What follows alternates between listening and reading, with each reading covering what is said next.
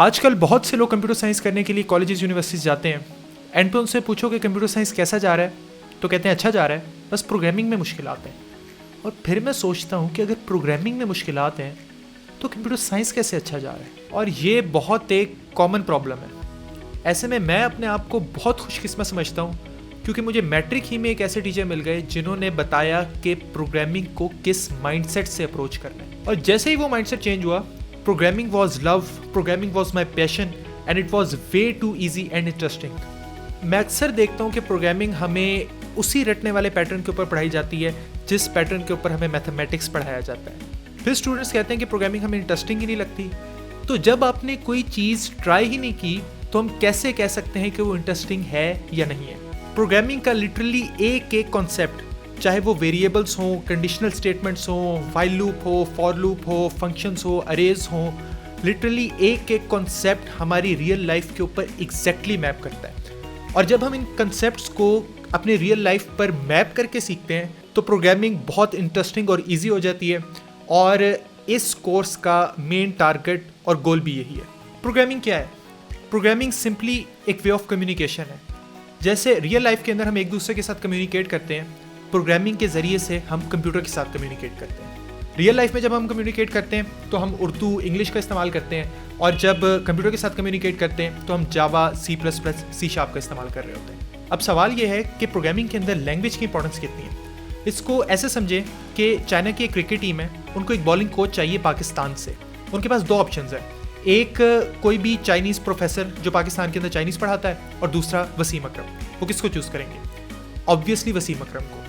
हालांकि वसीम अकरम को चाइनीज़ नहीं आती और जो चाइनीज़ का प्रोफेसर उसे चाइनीज़ आती है, लेकिन एटलीस्ट वसीम अकरम को ये पता है कि उसने कम्युनिकेट क्या करना है और इंस्ट्रक्शंस क्या देनी है। बिल्कुल इसी तरीके से प्रोग्रामिंग सिर्फ लैंग्वेज सीखने का नाम नहीं है।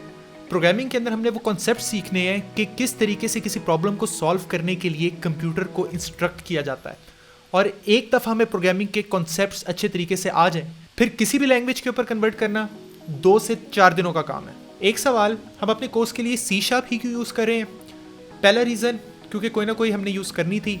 दूसरा रीज़न, ये C++, C, जावास्क्रिप्ट इन लैंग्वेजेस वगैरह के बहुत करीब है।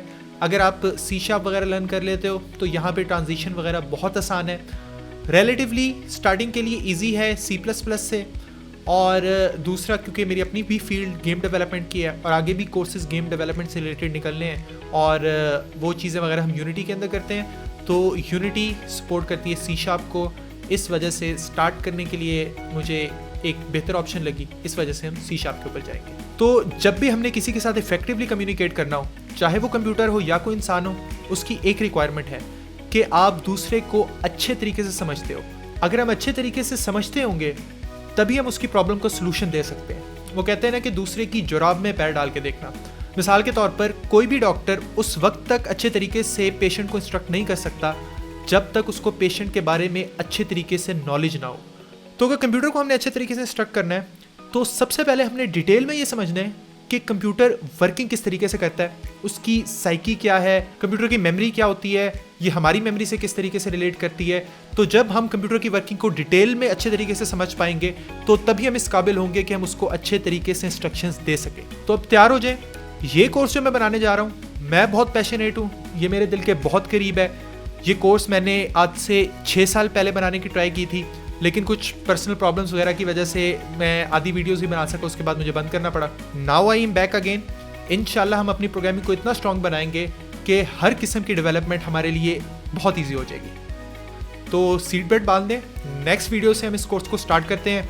अपना ख्याल रखें, मेरा भी ख्याल रखें, लाइक करें, शेयर करें, सब्सक्राइब करें। अल्लाह हाफिज़।